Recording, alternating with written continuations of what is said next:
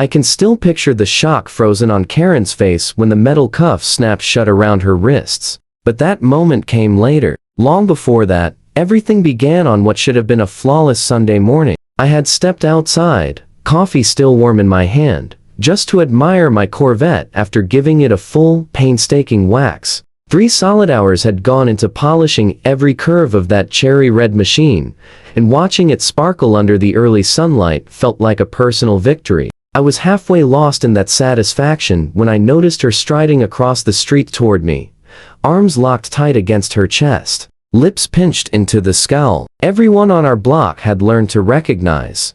"Excuse me," she snapped, stopping directly between me and the car as if she owned the space. "I need the keys to that vehicle right now." Her tone carried the confidence of someone used to being obeyed without question. I blinked at her, honestly unsure whether this was some strange prank. "Karen, what are you even talking about?" I asked. "This is my car." Her chin lifted sharply, eyes narrowing as if I'd insulted her. "That is not your Corvette. It belonged to my brother. I don't care how you got it, but if you don't hand over those keys immediately, I'm calling the police." She extended her hand, palm up, fully expecting compliance. Ironically, the police would arrive later that day, but not for the reasons she imagined. I had moved into Oakwood Estates just 3 months earlier. After years of grinding work and disciplined saving, I'd finally bought my dream home in what was advertised as a quiet, upscale community. The Corvette Stingray sitting in my driveway wasn't just a car. It was the realization of a promise I'd made to myself as a teenager flipping through glossy car magazines. What I hadn't planned on was how much attention it would attract from the Homeowners Association, especially from Karen Westfield, the HOA president, who seemed personally offended by its existence. From the moment I moved in, Karen labeled my car a problem. At first, it was the politely worded notices about community aesthetics. Then came the pointed remarks whenever she saw me driving past. "That color is awfully loud, don't you think?" she'd say, smiling sweetly in a way that never touched her eyes. "Most residents prefer something more understated." I always smiled back, even as I mentally calculated how many revs I could get away with before breaking any actual noise rules.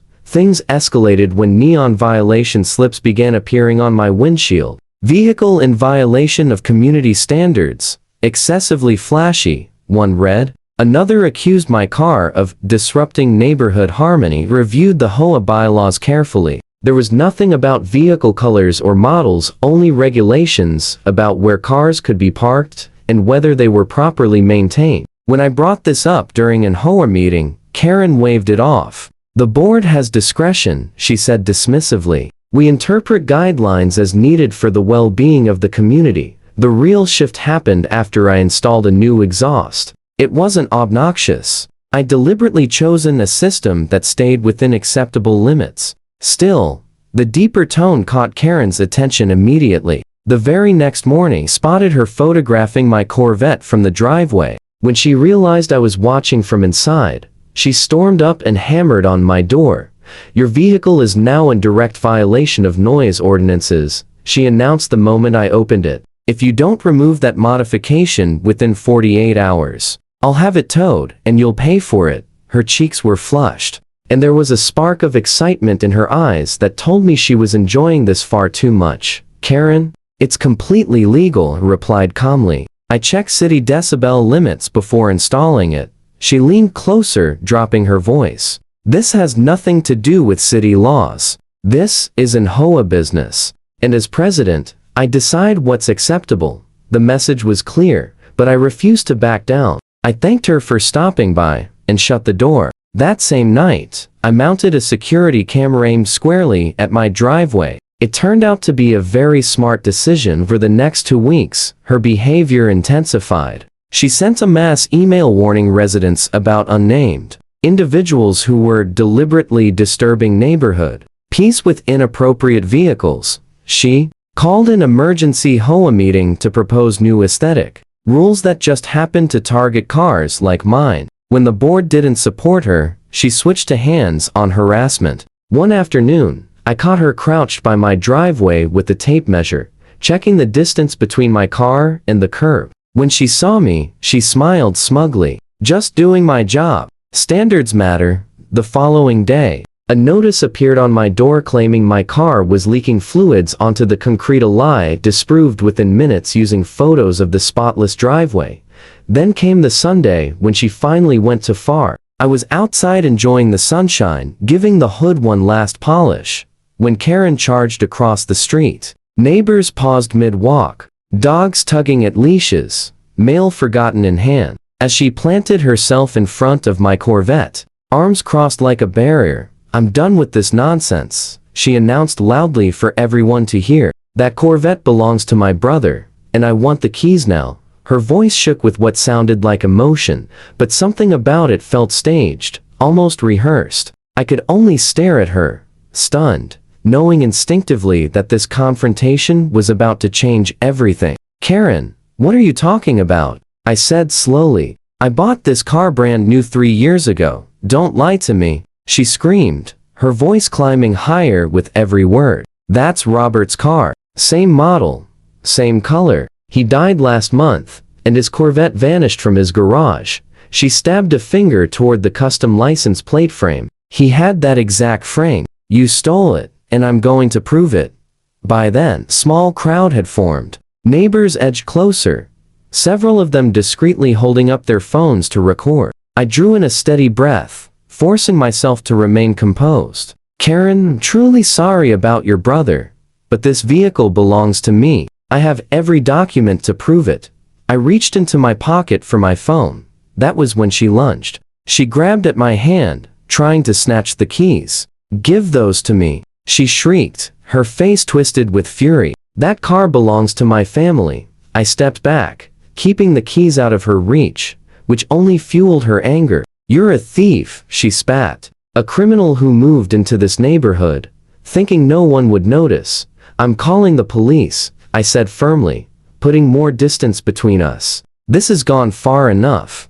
Her expression flipped instantly from rage to smug satisfaction. "I already did," she announced. "I called 911 before I even came over here. I reported a grand theft auto in progress. They'll be here any second to arrest you and impound my car." Almost on cue, the wail of sirens echoed down the street, growing louder by the second. 2 patrol cars pulled up, and 3 officers stepped out, clearly unsure what they were walking into. Karen rushed toward them, pointing wildly in my direction. "That's him, officers," she cried, tears suddenly pouring down her face. "That man stole my brother's car. I have a spare key at home and all the paperwork. He must have hotwired it." The lead officer, a woman with a calm and steady presence, asked us to stand apart while they sorted things out. "Sir," she said to me, "can you provide proof that this vehicle belongs to you?" "Of course," I replied, unlocking my phone and opening my digital glovebox app. "I have photos of the title, registration, insurance, and the original purchase agreement from the dealership."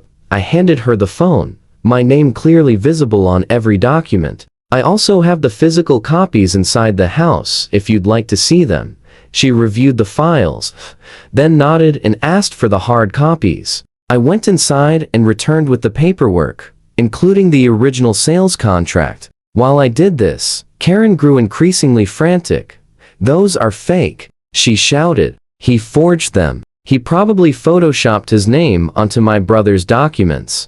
Check the VIN. It'll match Robert's car." The officers ran the VIN through their system. It confirmed exactly what I'd said from the beginning. The Corvette was legally registered to me, and had been for 3 years. "Ma'am," one officer asked Karen, "do you have any documentation showing your brother owned this vehicle?" Her confidence wavered for a split second before she recovered. "Not with me," she said quickly. "But if you come to my house, I can show you pictures of Robert with the car. It's identical. Same color, same model, everything."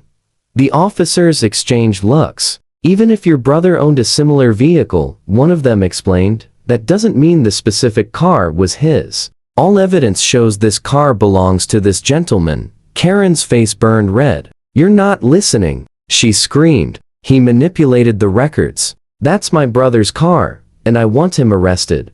She suddenly rushed me again, reaching for my pocket where my keys were. The officers reacted instantly, grabbing her arms. "Ma'am, you need to calm down," the lead officer said sharply, but Karen was past calming. "You're all useless," she yelled, thrashing against them. "That's my car, Robert's car. I'm the HOA president, and I demand you do your job." She twisted free and made one last desperate grab, tearing the edge of my pocket as she caught it. That was enough. The officers restrained her fully and snapped handcuffs around her wrists as she continued shouting.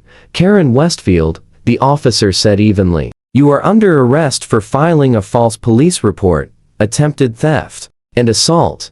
She began reading Karen her rights as the reality finally sank in. The look on Karen's face was unforgettable, pure shock. Eyes wide, as if she couldn't process that she was the one being arrested. "This is outrageous," she babbled as they led her to the patrol car. "Do you know who I am? I'm the president of the Oakwood Estates HOA. You can't arrest me for protecting my property." Later that day, neighbors filled me in. Karen had been formally charged, and the evidence was overwhelming: multiple witnesses, video footage, and her own behavior. Even worse for her, investigators discovered she never had a brother named Robert at all. The entire story was fabricated. The judge set her bail at $25,000 and issued a restraining order barring her from coming within 100 feet of me or my home. The fallout was immediate. An emergency HOA vote removed her as president. Her employer, a local real estate firm known for its ethics, placed her on unpaid leave. When the story hit the local news, complete with footage of her screaming, "That's my Corvette," while being shoved into a police car, her reputation collapsed overnight. The final blow came 3 months later at sentencing. Despite hiring an expensive attorney who claimed she'd acted under temporary emotional distress, the judge showed no sympathy. Karen was sentenced to 6 months in county jail, 2 years of probation, in order to pay a $5,000 fine plus court costs. As the bailiff led her away, her face frozen in disbelief. It was clear the truth had finally settled and her actions had real consequences, and there was no HOA title powerful enough to save her.